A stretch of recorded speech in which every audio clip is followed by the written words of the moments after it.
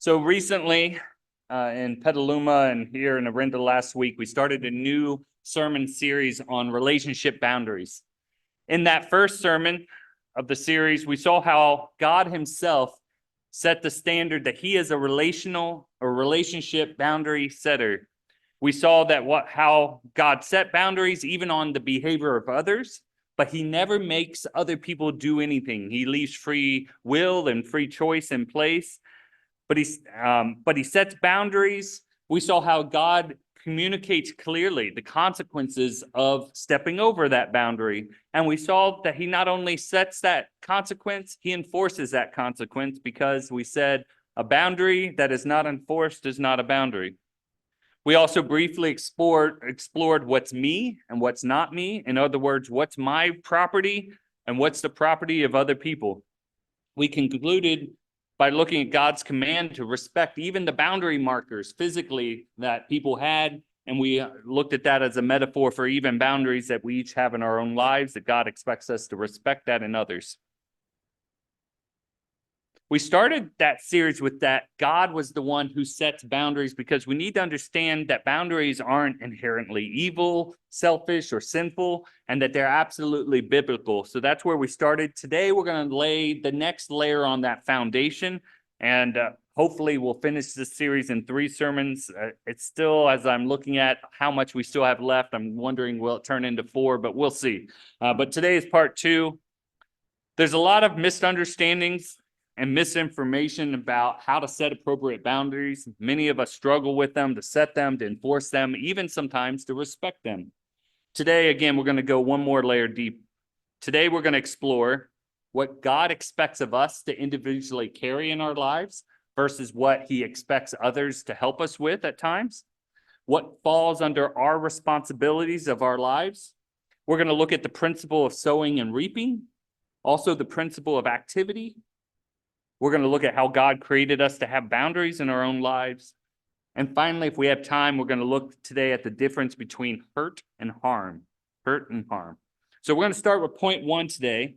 The difference between responsible to and responsible for. The difference between responsible to and responsible for. I hinted at that last week that we were going to talk about this week. So join me, please, in Galatians chapter 6 as we begin. Galatians chapter 6.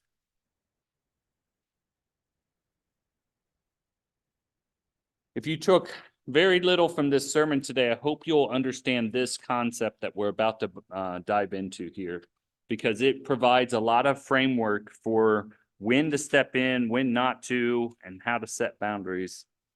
Galatians chapter 6.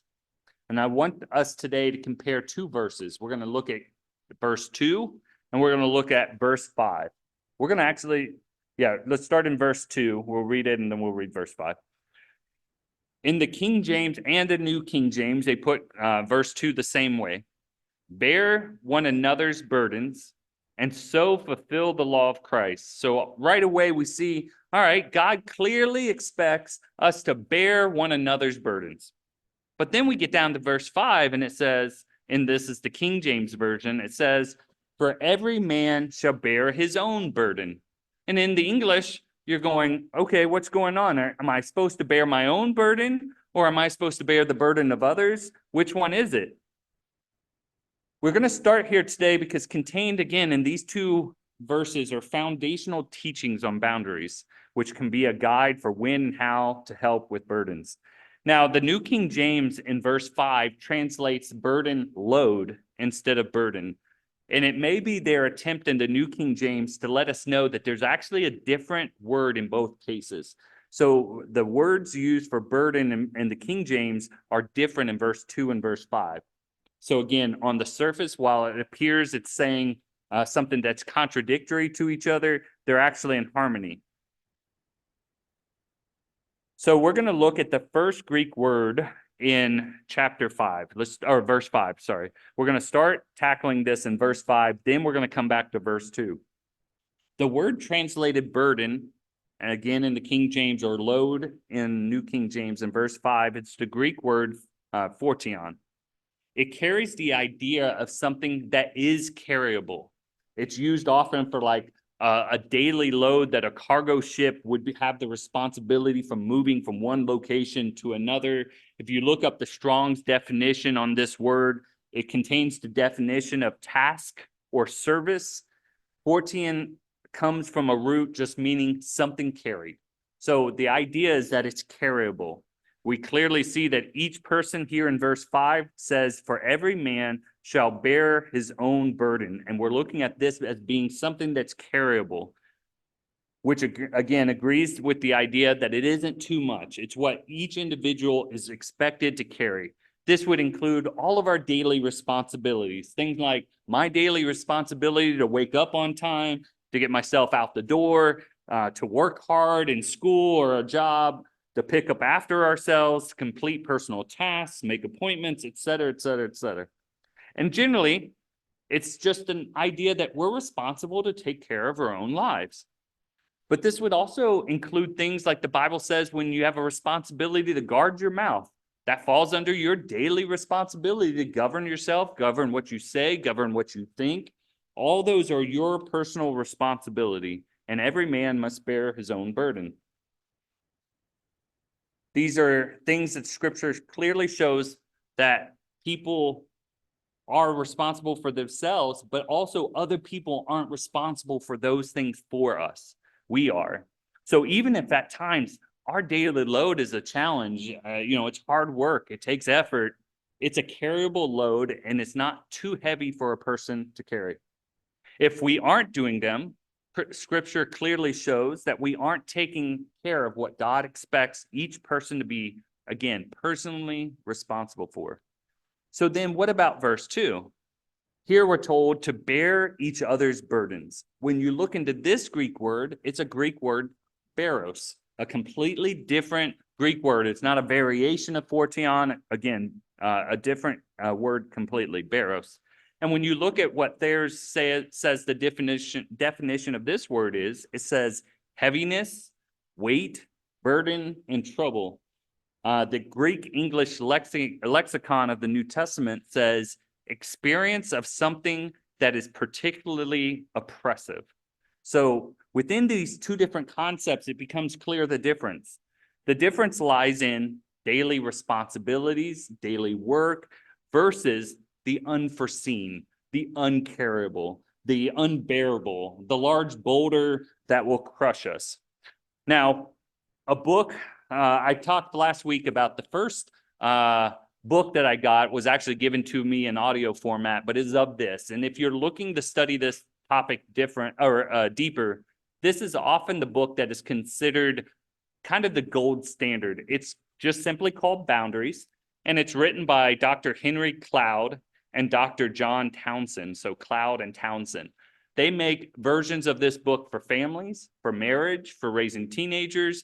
I've looked at other books outside of this group, but they do a really good job. And they recognize God as the authority, which we always appreciate when somebody comes at it from that standpoint. But in this book, one of the things they talk about when they break down these two scriptures, verse 2 and verse 5, it explains verse 5 as our daily backpack that all of us have. It's what you can carry. It's what you can put on and go through life, and you're responsible to carry your backpack. But then it talks about the others being this boulder that's unliftable, and you can almost imagine somebody being crushed under the weight by themselves, and somebody comes alongside and puts a hand there and starts helping them push. And maybe 2 or 3 people have to get involved in that situation because this is not carryable. This is something that's going to flatten that individual person. Now, many times in life, something happens and there will be an unseen burden that individual cannot reasonably lift on their own. They don't have enough strength, enough resources, enough knowledge, etc., to lift this burden on their own. And it's beyond that person's real capacity. It's not due to laziness. It's not due to neglecting their responsibilities. It's something they couldn't have known for, planned for. They need our help in that crucial moment. In these crucial moments, God says it is a Christian's responsibility to do what we can to help. Verse 2 ended with, and so fulfill the law of Christ. If we would take time to turn to John 13:34, probably a scripture all of you know from memory, it says, "A new commandment I give to you, that you what? Love one another as I have loved you, that you love one another." So, and in this, again, the end of this scripture said, "And so fulfill the law of Christ." This is the kind of love that Christ demonstrated for us. And he said it's going to be something that is an identifying sign for all people who claim to be my disciples. Not doing this in this moment that somebody is being flattened by a boulder is to deny the self-sacrificing love that God called Christians to demonstrate. Again, it's what Christ did for us. We had, as we heard in the sermonette, we had sins and a penalty that we couldn't do anything about. It deserved our death, it required our death, and we were going to be flattened by it. It was too much for any one of us. But Christ had the capacity and the ability to step in and help us with it. He paid that penalty for us, and he died. This is the difference of being responsible to someone versus being responsible for someone. We are responsible to each other in these moments when they have a boulder that they can't carry. But we are not responsible for people's individual backpacks. We need to be there to help each other when boulders come out of nowhere. And then on the flip side, we are not responsible to carry the loads that other people are supposed to carry in their daily lives. So what if we had a brother or sister who was physically struggling? Maybe they don't have enough food to eat. Should we help? Maybe. Maybe not. On one hand, Christ uses the example that when we give food to somebody who's struggling and they're hungry, and he says, "You did this to the least of these, my brethren, you did it the same to me," right? We're familiar with that scripture in Matthew 25 and verse 40. It was a separating quality of who was the good goats versus the bad sheep, right? Or I said that backwards. Sorry. That's what happens when I just go off script. The good sheep versus the bad goats, right? He said, "You guys did this well, you guys didn't. And it was as if you didn't feed me when I was in need and hungry." But then it's not that simple, right? We get to scripture in 2 Thessalonians 3 and verse 10. And this is Paul talking to the church there. And he says, "For even when we were with you, we commanded you this." He says, "If anyone will not work, neither shall he eat. For we hear that there are some who walk among you in a disorderly manner, not working at all." Well, it shows us that we have to use wisdom here. There's a difference. And that difference lies into what we've been exploring. If someone is struggling with the boulder that hit them, their family struggling, they couldn't plan for the unforeseen difficulty they're having, and they're struggling with needing food, of course we're going to step in and help. We're required by God to step in and help. He expects that of us. That's Barros, that boulder that's come out of nowhere.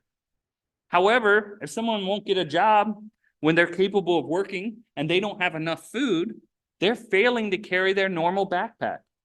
They want someone else to come along and pick up their backpack for them and now carry 2 backpacks while they carry either none or a lighter one.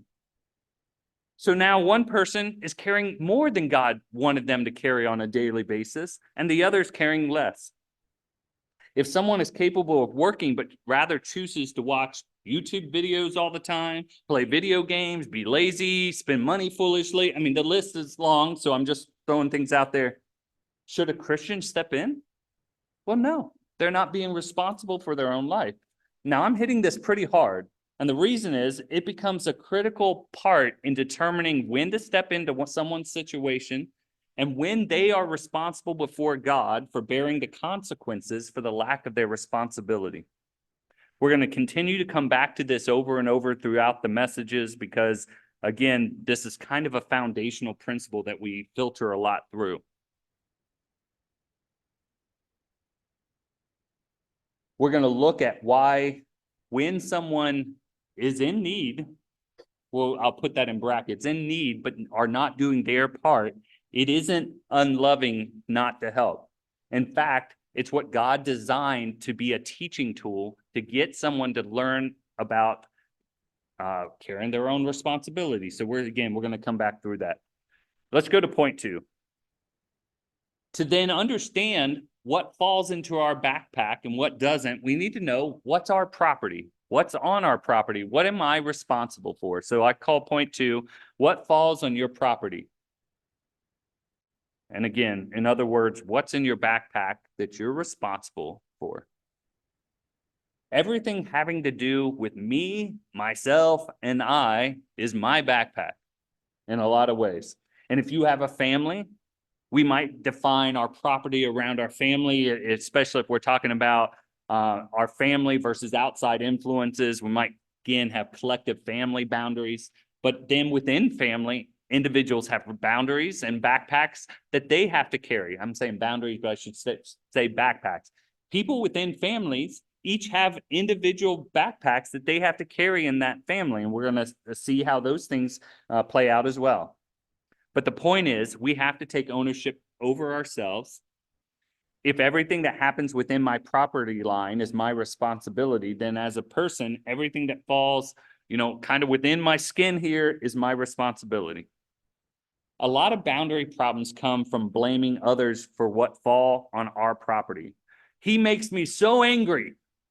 Well, did he? Can someone make you angry? Who's responsible for your anger? Now, somebody can do stuff that we use to get angry, right? But can someone make you, when you don't want to be angry, you decide I'm not going to be angry, can they make you do it?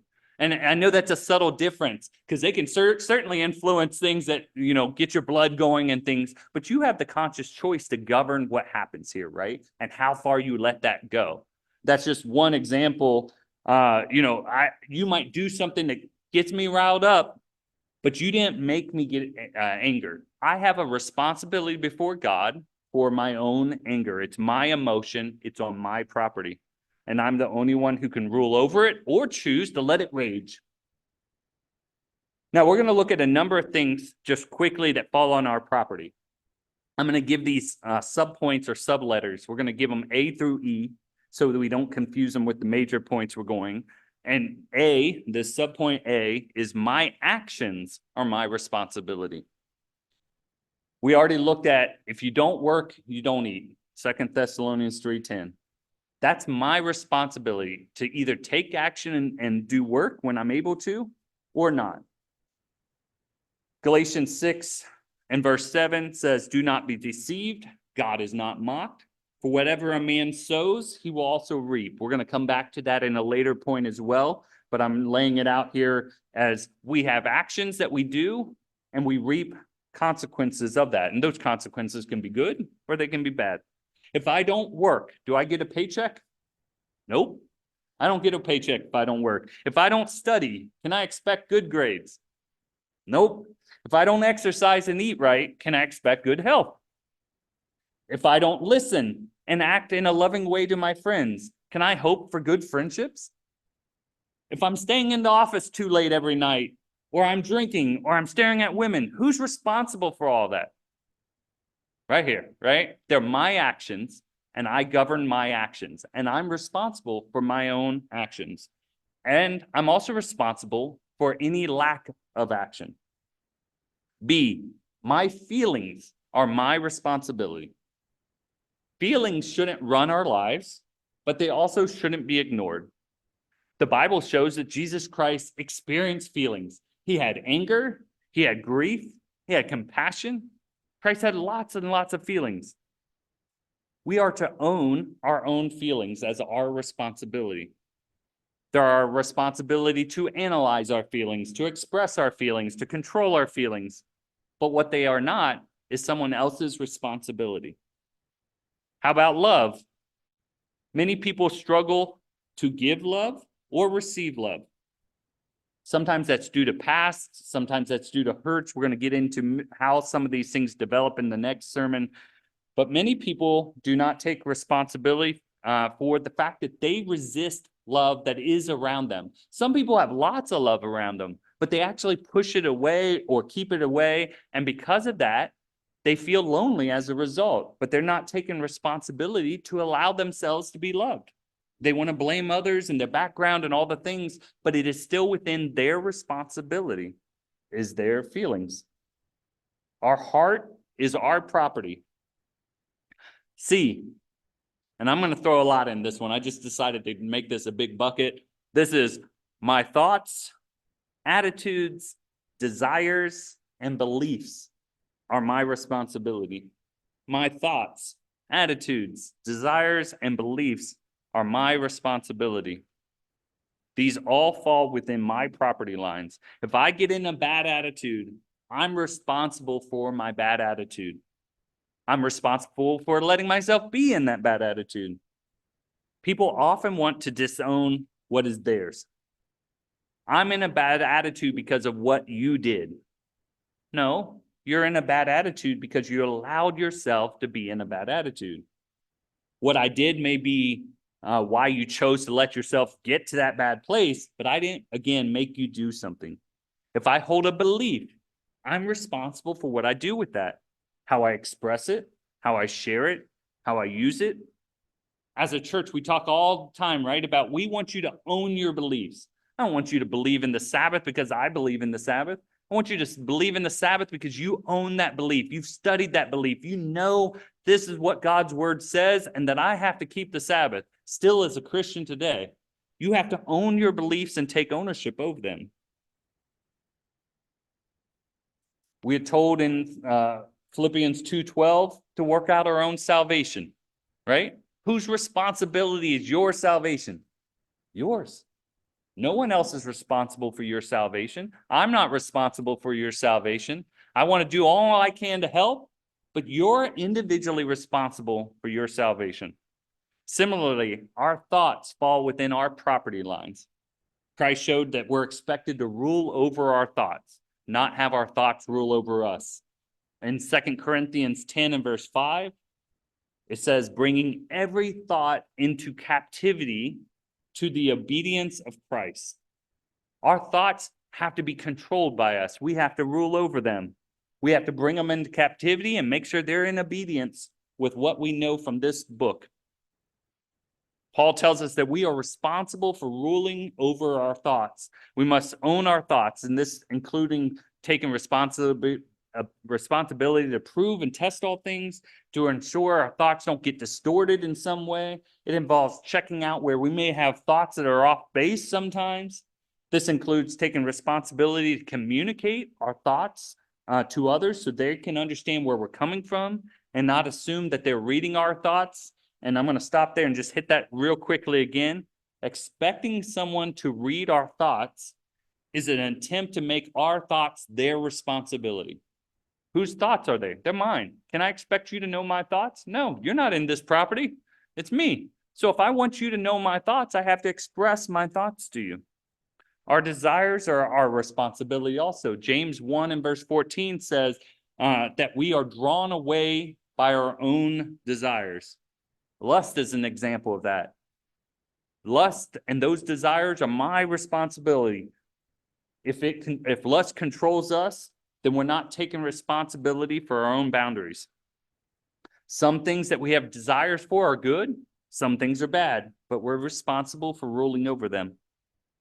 D, my choices are my responsibility.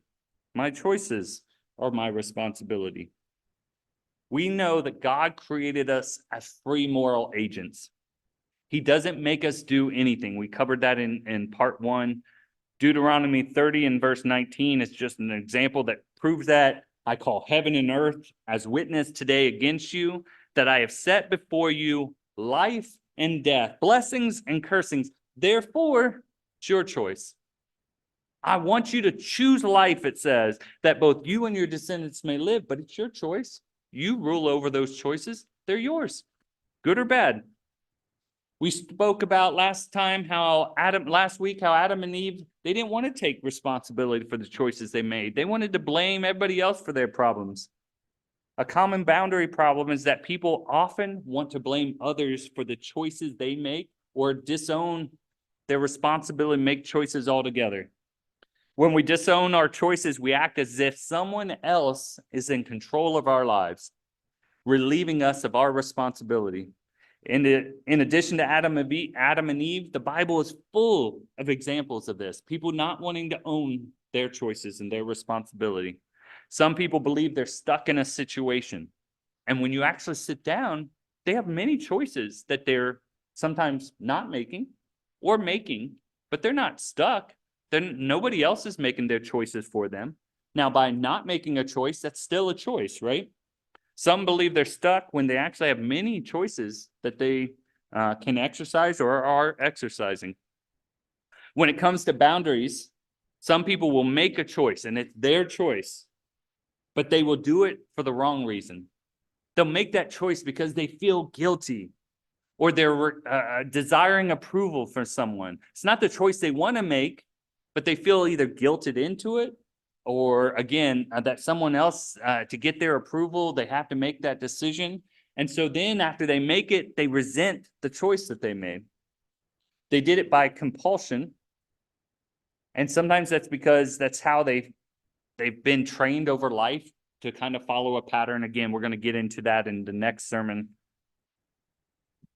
When we set boundaries, we're taking ownership over our own choices. We are the ones who make them. We are the ones who have to live with them and the results of them. And then the last one, E, subpoint E. What I value is my responsibility. What I value is my responsibility.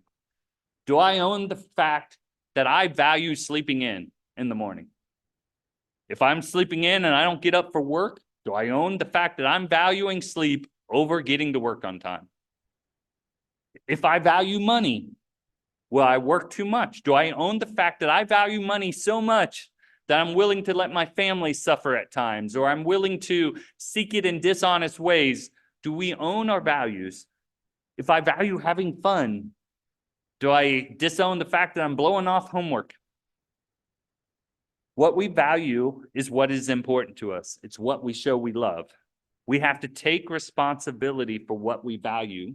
Otherwise, our lives can get out of control because we value and prioritize the wrong things, things that may have no real value whatsoever. So these are A through E subpoints. And again, just some examples. You could probably think of other things that fall within our property lines, our bodies that we're in control of. We're supposed to, through exercising our choices, our thoughts, our actions, we're given an opportunity to exercise control of ourselves, right? Control of our boundaries, control of my property. Nowhere in the Bible are we told to have other people control.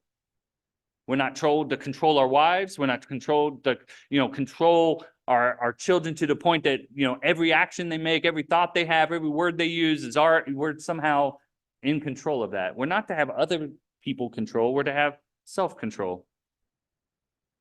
Many boundary problems are a reflection of one of two things.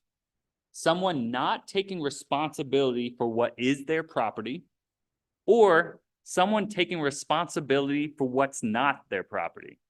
And some people want to do one or the other, or maybe we'll look at it and see if there's examples where we see both. But so again, I'm going to say that again. Many boundary problems are a reflection of one of two things. Someone not taking responsibility for what is their property, that's their actions, that's their thoughts, that's their behavior, or someone wanting to take responsibility for that when it's not. I want to take responsibility for your behavior and your actions and your thoughts and what you do and how you do it.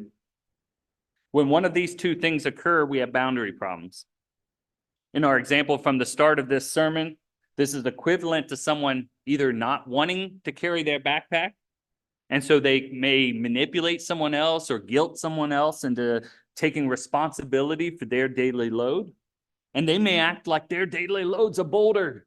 I can't carry my daily load. Yeah, I know everybody else does it pretty much in life, but for me, it's too heavy. They act like they can't handle it, even when they can, because they want someone else to carry their load for them.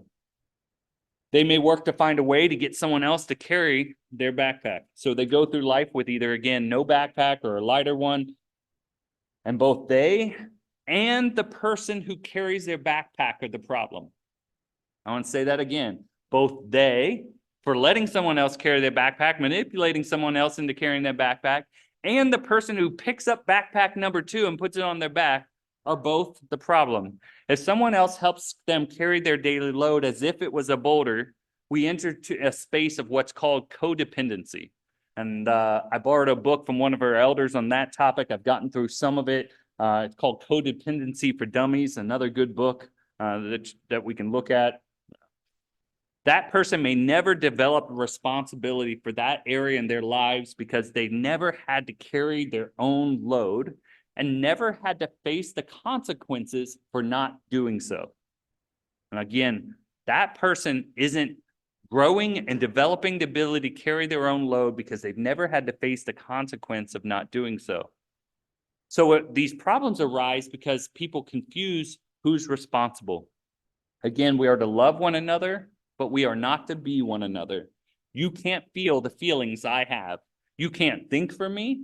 You can't control my impulses or my desires. You can't work through my disappointments. You can't grow for me. Only I can.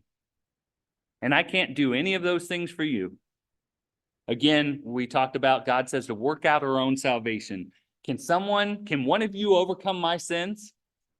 Nope. Can any of you do my Bible study for me? How about have a relationship and pray to God for my behalf or on my behalf as if I was praying and doing it? Nope. Those are my responsibilities. I have to work out my own salvation. Now that we've looked at what we are responsible for and how we are responsible to others, let's talk about some principles from God's word that impact our lives and boundaries. So point number 3 today is the principle of sowing and reaping. Is a major principle that comes into boundaries. Galatians 6 and verse 7, I quoted it quickly earlier. It says, "Do not be deceived. God is not mocked. For what a man sows, he will also reap." In our last sermon, we saw how God had a piece of property. He planted it. And within what he planted, it grew trees and vegetation. God made the world so that when a particular seed is planted, a particular thing grows. In our world, God made this principle to also apply outside of physical seeds and physical plants to our lives. The Bible is full of examples of sowing and then reaping what was sown. Consequences, whether good or bad, of what was planted. As I was preparing the Bible reading program that starts tomorrow for the next week, going through Proverbs, I think 17 through 24, somewhere around that, I noticed how many Proverbs are just Proverbs about sowing something and reaping. Again, whether good or bad. Let's just consider a few that I went through this week. Proverbs 20 and verse 13. It says, "Do not love sleep, lest you come to poverty." If you love sleep, you're going to reap poverty, it says. "Open your eyes and you will be satisfied with bread," it says. In the same chapter, Proverbs 20 and verse 4, it says, "The lazy man will not plow because of winter, and he will beg during harvest and have nothing." So doesn't get it, go out when it's cold. What are you going to reap? No food when it's time to harvest. If you don't work hard, you can't expect to reap wealth and abundance and success. Proverbs 21, verse 23, one chapter over. "Whoever guards his mouth and tongue keeps his soul from trouble." If you keep your mouth shut at times, if you guard your mouth and what you're saying, you're going to keep yourself out of trouble. You're going to reap good things because of that. On the flip side, if you spout out a bunch of things without ruling over that, you're going to find yourself in a bunch of bad situations. That's the law of sowing and reaping. God designed this law or principle to help reward good behavior and to correct and train us away from bad behavior. If you get a job and you keep a job and you work hard and you treat people at that job kindly, and then you get your check and you spend it wisely and you develop a budget and you live within that budget, when your bills come, the likelihood is you're going to have money to pay for your bills because you worked hard, you set a budget, you live by the budget, you're going to have money for your bills. However, on the flip side, if you don't work, you spend money you don't really have to spend on things you don't really have to have. You'll go into debt. You get calls from collectors. You won't have gas money, etc. Law of sowing and reaping. Our boundaries need to align with this principle. For example, you may have a boundary with your teenager, and I know most of you don't have teenagers. I used to have teenagers in not too distant past, so I'm using this as an example. If you had teenagers, you'll remember these things. Now, you might say to your teenager, if you don't keep your job and budget your money and save back money for car insurance and gas, you can't go anywhere. If you run out of gas and money, you're stuck at home. You might not even be able to get to your job you're supposed to get to because you didn't take care of your responsibilities, right? And that's meant to teach that teen, carry your backpack, be responsible for yourself, save back money, think about the future, make sure you have that. Teenagers who don't learn these principles as teenagers grow into adults who don't often apply these principles or struggle with these principles. Now, some people, sometimes, thinking they're being loving, interrupt the principle of sowing and reaping. I'm going to say that again. Sometimes when people, out of thinking they're being loving, interrupt the principle that God put in place of sowing and reaping. They step in and they themselves take on the consequence of someone else's sowing. They pay the money for the gas for the teen who didn't save and instead bought Starbucks and fast food. By interrupting that principle, the person's growth and development is stunted. If every time you overspent or you quit your job, someone sent you money or paid your overdraft charges, paid off your credit card, would you change your behavior? Probably not. Why? Because you were rescued from your irresponsibility, which actually then reinforces and encourages you to continue the behavior because there's no pain associated with the seed you're sowing. Pain was designed by God as a teaching tool to help us change and move away from bad behavior. If someone doesn't feel the pain associated with their bad decisions, then they will not be motivated to change. For their good, out of our love for those individuals, they need to suffer pain, which will then help them learn to change their behavior. Is this biblical or am I making it up? Proverbs 19:19. Proverbs 19 and verse 19.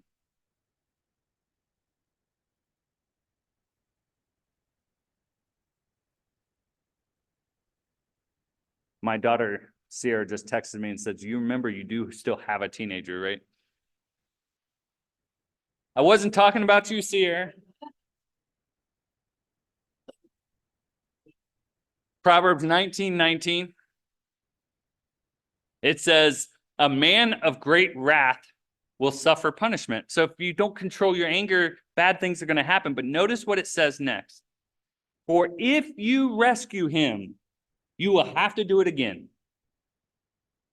Pretty interesting principle there, right? If you save someone out of their consequences, you better sign up to doing it over and over and over again because they're not going to change. They're getting exactly what they want. If you realize in your life that you are interrupting this principle of sowing and reaping for someone, you don't need to confront them about it. You don't need to go to them and say, I'm no longer paying your gas. Know what you have to do? Stop interrupting the cycle. When the gas runs out and they don't have money, don't fill the tank. It's that simple. Let the natural consequences of their choices bring about those results, and that will ultimately, hopefully, lead to change. They may then attempt to guilt you into doing it, putting the gas money in the tank, maybe trying to manipulate you in some way to paying that consequence. But again, that falls back to your choices. Do you give in to that guilt and manipulation, or do you hold fast and say, no, I'm not putting any money in the tank? That, you knew that you had to go somewhere soon. And anyway, I'll stop there and we'll keep moving. Point 4. Point 4 is the principle of activity or action. Principle of activity or action. Many times problems rise out of someone not doing something they should have done or should be doing. They lack initiative, the ability to move forward with some sort of positive momentum. Proverbs 22 verse 13 I always have liked this proverb. It says, the lazy man says this. He says, there's a lion outside. I shall be slain in the streets. Some people have many excuses. There's always some reason they can't do what they should be doing or should have done 3 months ago. Matthew 25, verse 14 is the well-known parable of the talents. We won't go through it today again for time because I think it's something that's hopefully well known to all of us. But a master leaves servants to make progress on what he has given them. And he gives each of them different things and different amounts. But in the end, one of them won't do anything. He has his excuses. He says, Lord, I knew you to be a hard man, reaping where you have not sown and gathering where you're not even scattered seed. And I was afraid, and I went and hid your talent in the ground. Look, here's what was yours. There's a lion outside. I'm scared. So I did nothing. He did nothing, and the master calls him both wicked and lazy. Says you ought to have done something, even if it was a little something, even if it was just put my money in the bank so I get some interest off of it. You should have done at least something. Matthew 25 and verse 30 says, cast the unprofitable servant into outer darkness. There will be weeping and gnashing of teeth. Now, God is kind of similar to compounding interest. God will take your efforts and he will multiply them greatly. But what God will not do is do it for you. If you don't do your part, God has no efforts to match or compound. He never does our work for us. The master never corrected this servant for trying and failing.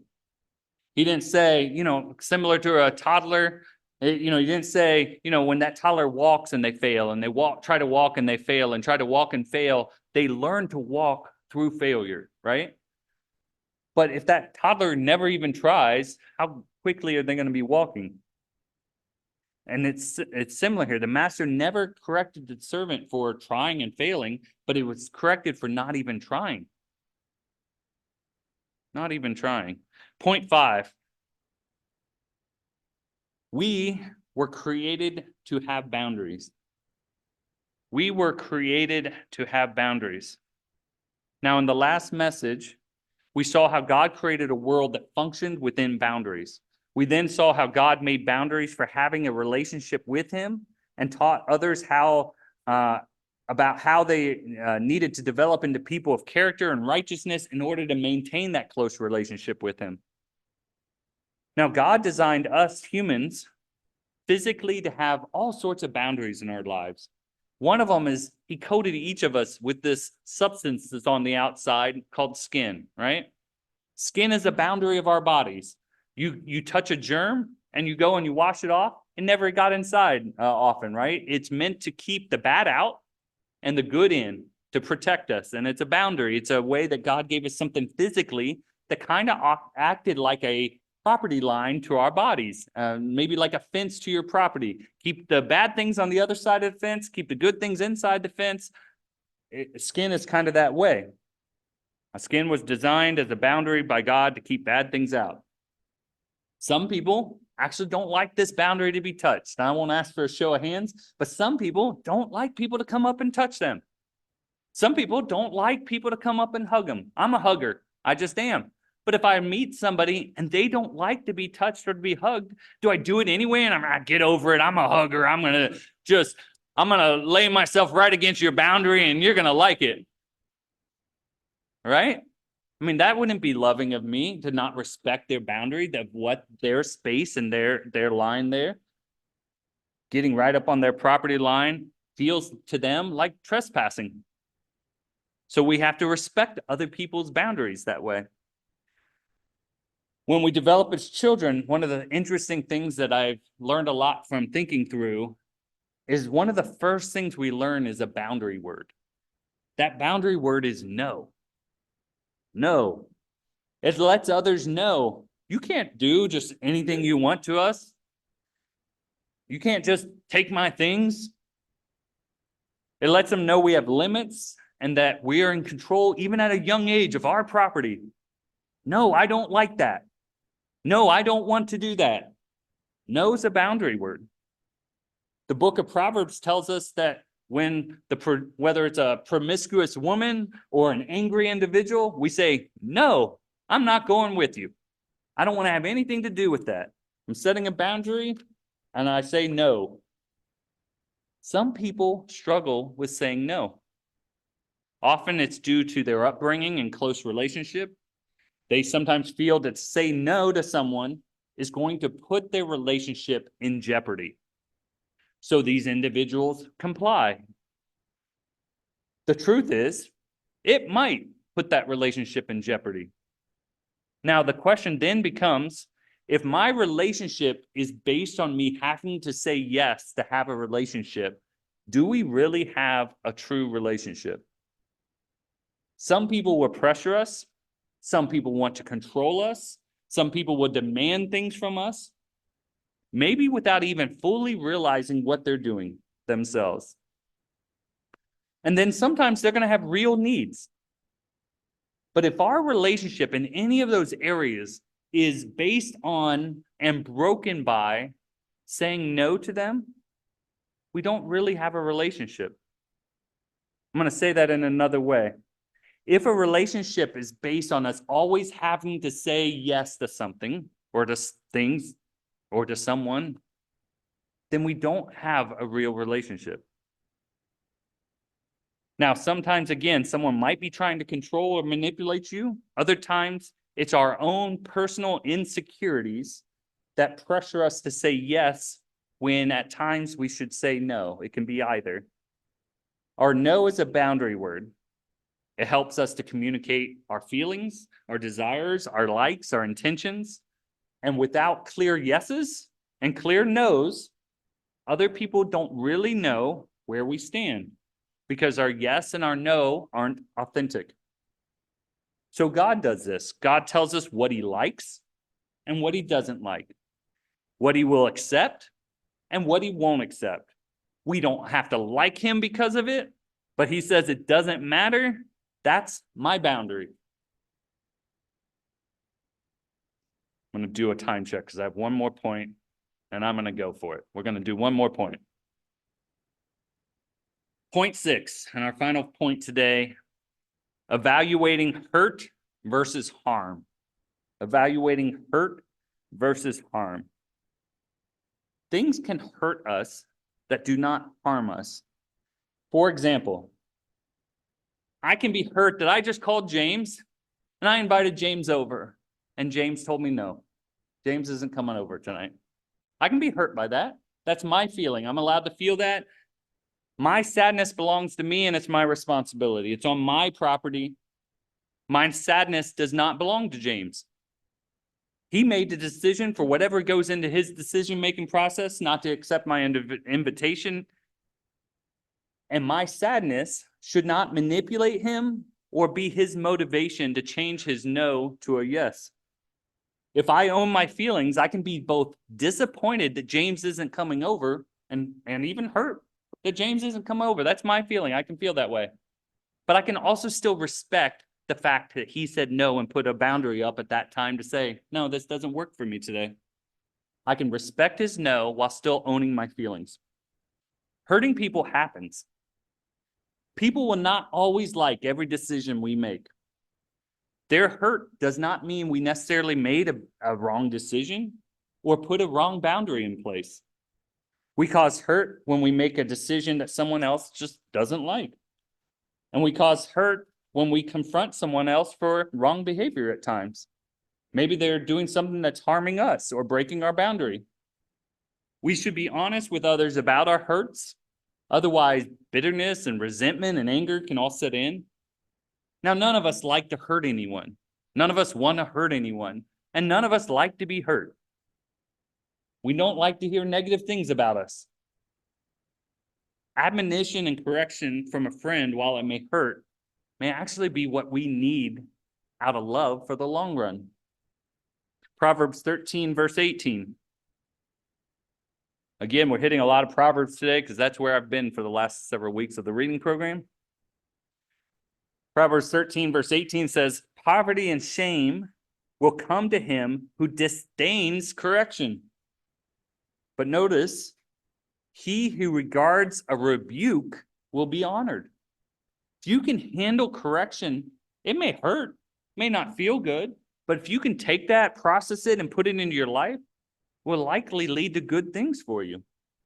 Proverbs 12:1 makes an even blunter statement about, in correction and admonition. It said, whoever loves instruction loves knowledge, but then notice the second half. Again, this is sowing and reaping. But he who hates correction is stupid. That's how New King James puts it.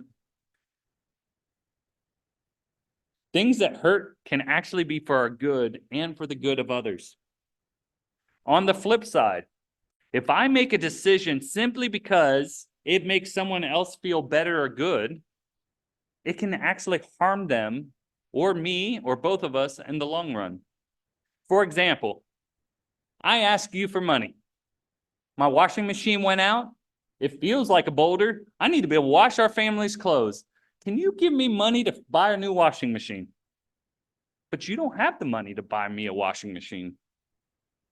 Now, you might feel guilty for not helping me out. If you let your guilt lead you to give me money you don't have, you might even convince yourself in that moment, well, God wants me to be generous and giving and just put my faith and trust in him. I'm going to give this money I don't have to him and just go on faith. But that's not faith.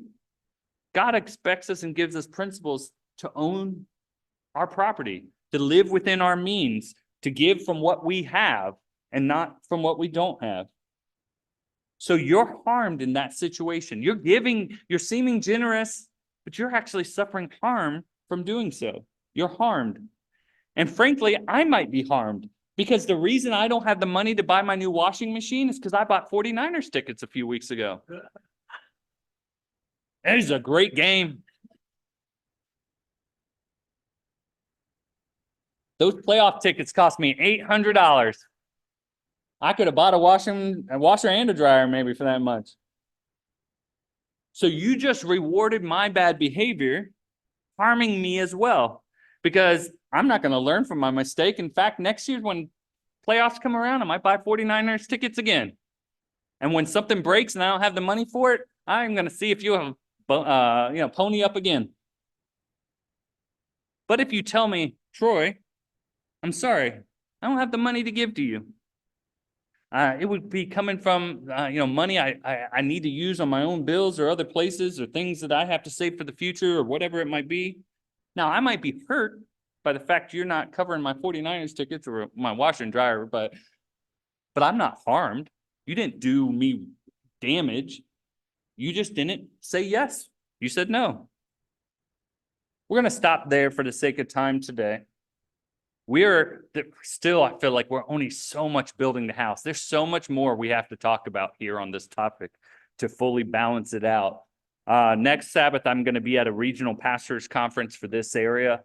So I won't be here. The following week, I'll give part 3 in Petaluma. And then the week after that, I'll give the next part of this, whether it's the final part 3 or maybe 3 or 4, we'll see. In part 3, we're going to look at a brief look at how boundaries are developed and issues that come out of that development. We're going to look at 4 common types of boundary problems. We're going to look at some boundary myths that people tend to hold. Today, we looked at the difference between you carrying your backpack or a boulder that hits you. Again, we talked about it being the difference between being responsible to versus responsible for. We looked at things that fall under our responsibilities, our actions, our thoughts, our attitudes, you name it. We looked at the principle of sowing and reaping and the principle of activity taking action. We finished by looking at both how God created us to have boundaries and evaluating hurt versus harm. So we'll stop there. God is a relationship. I keep wanting to say relational. God is a relationship boundary setter, and he designed us to be too.